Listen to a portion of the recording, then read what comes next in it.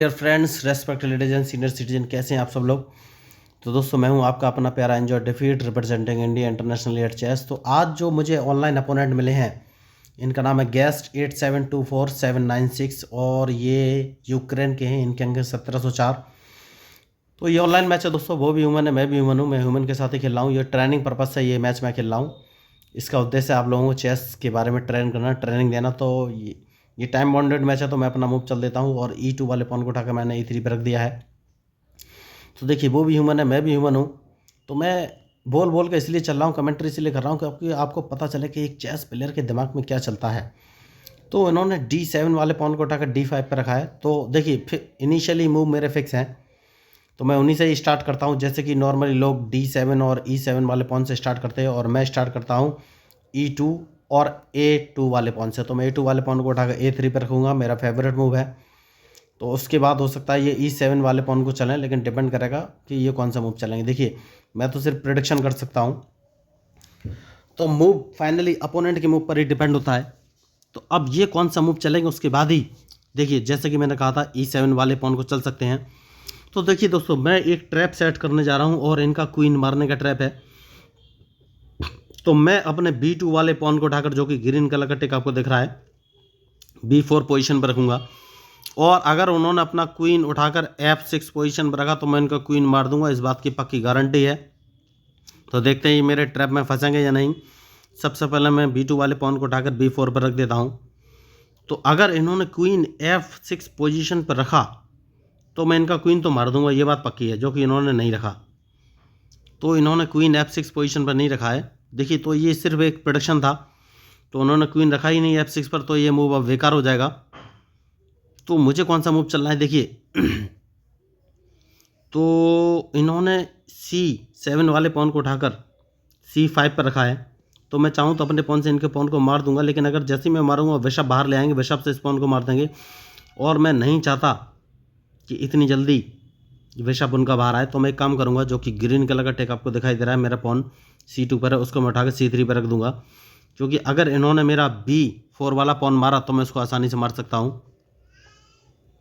तो अब मैं कौन सा मूव चलूँ ये मुझे सोचना है। देखिए, उन्होंने नाइट चला है, तो वो नाइट अपना G4 पोजीशन पर ला सकते हैं। तो सबसे पहले G4 पोजीशन में ब्लॉक कर दूंगा, और उन्होंने S2 वाले पॉन को उठाकर S3 पर रख दिया है।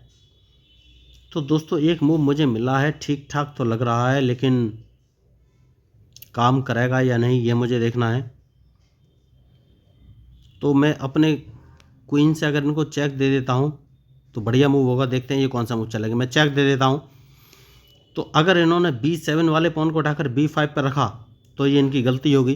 तो मुझे लग रहा है ये अपने बिशप को उठाकर सामने रखेंगे। तो देखना ये है कि अब ये मूव कौन सा चलेंगे, क्योंकि इनके मूव के ऊपर ही मेरा मूव डिपेंड करेगा दोस्तों। तो देखना ये है कि अब ये कौन सा मूव चलेंगे। तो ये अपने बिशप को D7 पोजीशन पर रखेंगे, जैसे कि मैं आपको बोल रहा था। तो मेरे पास एक मूव ये है, मैं इस पॉन को एक कदम आगे बढ़ा देता हूँ तो क्या होगा। तो मुझे कोई फ़ायदा नहीं होगा दोस्तों, ये पॉन मेरा मारा जाएगा। इसको एक कदम आगे बढ़ा देता हूँ तो क्या मुझे कुछ एडवांटेज मिलेगा। इसको आगे बढ़ा देता हूँ तो ये अगर मेरे बिशप से मारेंगे तो मैं इसको मार सकता हूँ, लेकिन कोई एडवांटेज मिलेगा नहीं।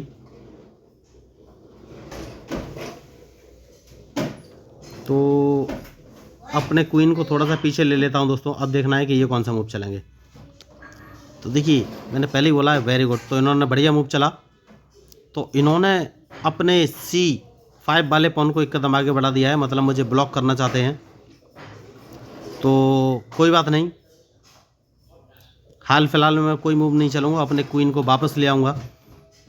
तो अब देखना है कि ये मूव कौन से चलेंगे। तो मुझे लग रहा है ये राइट साइड में कैजलिंग कर सकते हैं दोस्तों। तो सबसे पहले मैं एक काम करूँगा, और वो काम ये है कि अपने इस पॉन को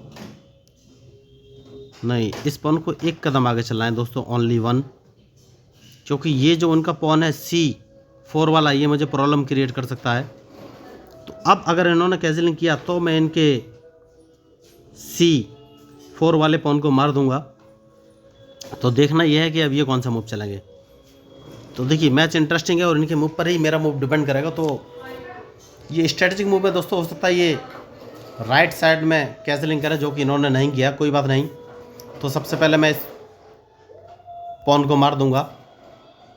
और जैसे ये अपने पॉन से मेरे पॉन को मारेंगे, मैं दोबारा अपने बिशप से इनके, देखिए इन्होंने गलती की तो मुझे बिशप मारने की ज़रूरत नहीं पड़ी, तो इन्होंने अपने D5 वाले पॉन से मेरे पॉन को मारा, जो कि इनकी गलती थी, क्योंकि मैं अब आराम से इसको मार सकता हूँ और मैंने अपने क्वीन का यूटिलाइज़ कर लिया है। तो अब देखना है ये कौन सा मूव चलेंगे। Very good. तो इन्होंने मूव तो अच्छा चलाया है, और ये कहाँ पर अपने,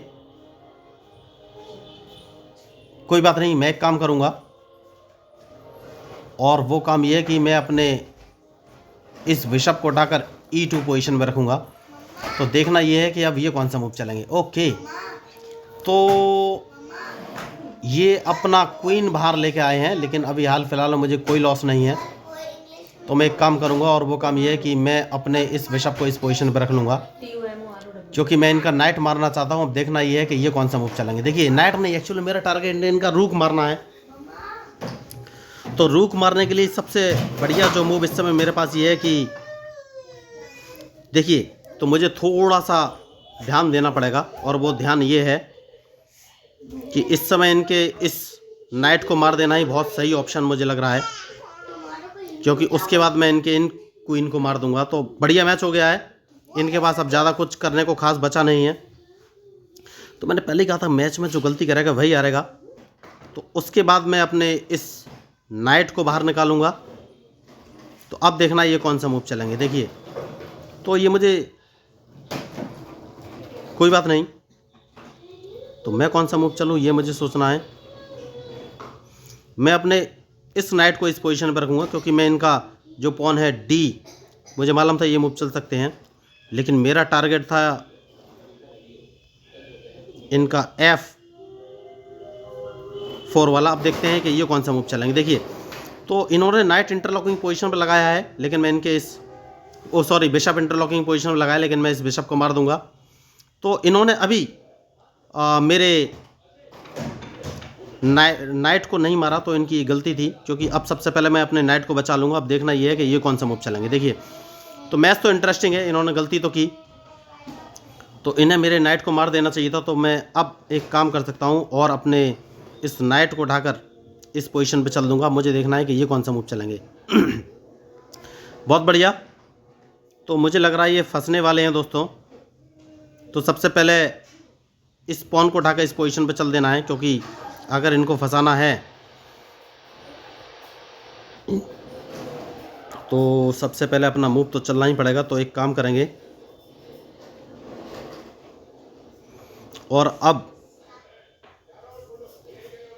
अपने बिशप को इस पोजीशन पर रखना। अब देखना है कि ये कौन सा मूव चलेंगे। देखिए, तो उसके बाद मुझे एक बढ़िया काम करना है, और वो काम ये है कि इनका जो रूक है वो मारा जाएगा। मैं अपने नाइट को इस पोजीशन पर रख देता हूँ।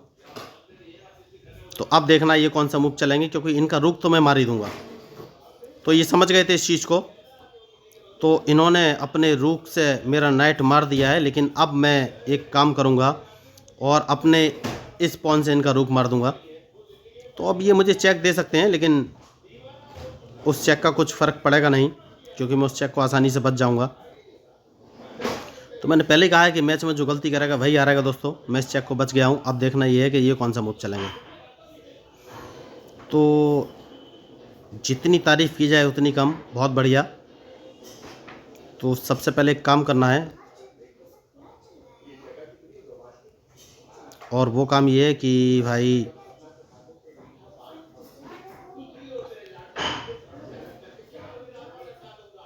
थोड़ा सा सोचना पड़ेगा मुझे, और वो काम ये है कि अपने नाइट को इस पोजीशन पे ले लेना है, जिससे कि ये अंदर ना आ सके। अब देखना है कि ये कौन सा मूव चलेंगे। तो मैंने पहले ही कहा है कि मैच में जो गलती करेगा वही हारेगा। तो अब मुझे इनके मूव का इंतज़ार है। देखिए, मैच इंटरेस्टिंग है। मैंने अपने इस बिशप को अब इंटरलॉकिंग पोजीशन पर लगा लिया है,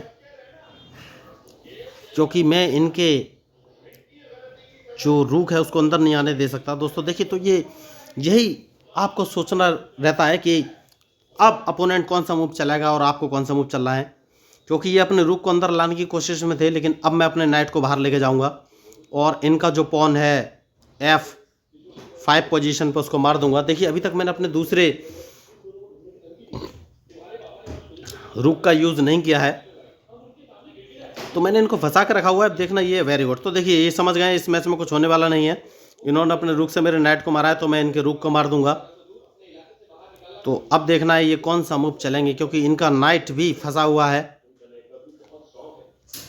तो सबसे पहले मैं एक काम करूंगा दोस्तों, और वो काम ये है कि भाई ये कहीं से चेक तो नहीं दे रहे, इनका नाइट का मूव देख लेता हूँ। इस पॉन को मार देना है, बहुत ही ज़रूरी है। तो अब देखना है ये कौन सा मूव चलेंगे। तो बढ़िया, तो अब उसके बाद इस पॉन को मार देना है। देखिए मैंने पहले कहा है कि मैच में जो गलती करेगा वही हारेगा, तो समझ गए इस मैच में कुछ होने वाला नहीं है। देखिए अब अल्टीमेटली वो मार धाड़ पर उतर आए हैं, लेकिन मैच मैंने फंसा के रखा हुआ है, तो अब वो कुछ कर नहीं सकते, क्योंकि सबसे पहले मैं इस पॉन को मार दूंगा और इनको चेक देने के बारे में सोचूंगा, उसके बाद ही आगे का कोई मूव मैं सोचूंगा। तो बढ़िया मैच चल रहा है। तो एक काम कर सकते हैं और अपने इस रुक को इस पोजीशन पर रख लेना है। अब देखना है कि ये कौन सा मूव चलेंगे, तो उसके बाद चेक दे देनी है इनको। उसके बाद एक चेक और देना है इनको। देखिए मैं भाई आपको बोला था कि मैच में जो गलती करेगा वही हारेगा। उसके बाद एक चेक और देना है। और देखिए ये ड्रॉ की कंडीशन आ गई है। ये बहुत ही होशियार खिलाड़ी हैं, ये चाहते हैं मैच ड्रॉ हो जाए। तो सबसे पहले अपने इस रुक को इस पोजीशन पर रख लेना है, क्योंकि मैं ड्रॉ नहीं होने देना चाहता। तो अब इनके पास एक ही ऑप्शन है, ये G6 पोजीशन पर ही जा सकते हैं और कहीं नहीं। तो ये भी आपको सोचना रहता है दोस्तों। देखिए खिलाड़ी होशियार थे, उन्होंने ड्रॉ की कंडीशन ला दी थी। अगर मैं अपने G1 वाले रुक को नहीं हटाता तो ये मैच ड्रॉ हो जाता। तो आपको ये सब सोचना रहता है दोस्तों। देखिए मैच में वही होता है कि फाइनल जो रिजल्ट होता है, ultimately at the end of the day result क्या है आपके हाथ में।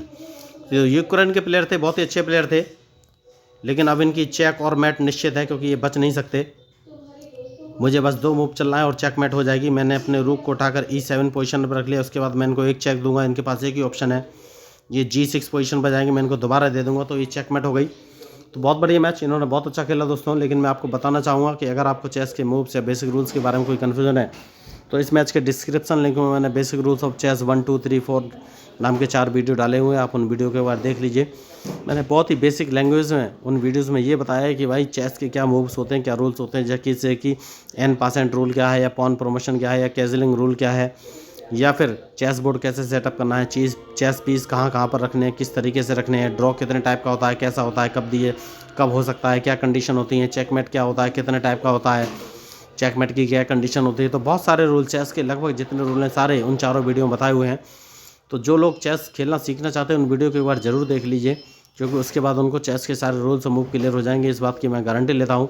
और अगर आपको मेरा चैनल या मेरा कंसेप्ट या मेरे स्ट्रेटजी या मेरे मूव कुछ भी पसंद आया, तो प्लीज़ मेरे चैनल को सब्सक्राइब कीजिएगा, क्योंकि मैं हूँ आपका अपना प्यारा एंजॉय डेफीट representing India international at chess. और दोस्तों मेरा एक ही उद्देश्य खुद को फेमस करना नहीं है, मैं चेस को फेमस करना चाहता हूँ। इसलिए मैंने अपना आईडी अभी तक नहीं बताया है, क्योंकि मैं बताना भी नहीं चाहता, ना ही बताऊँगा। तो अगर आपको मेरी स्ट्रेटजी या कंटेंट लगाओ गया है यहाँ लिंक सेट कर आपके ब्रेन डेवलपमेंट की, क्योंकि चेस खेलने से ब्रेन डेवलपमेंट तो होता ही है, और IQ लेवल भी बढ़ता है, कंसंट्रेशन भी बढ़ता है। जो लोग चेस खेलते हैं उनका IQ लेवल नॉर्मल लोगों से हमेशा हाई रहता है। तो अगर आपको लगे मेरा कंटेंट यूज़फुल है आपके लिए और लीक सेट करें, तो प्लीज़ मेरे चैनल को सब्सक्राइब कीजिएगा, क्योंकि मैं हूँ आपका अपना प्यारा एंजॉय डेफीट representing India international at chess. Thank you, धन्यवाद।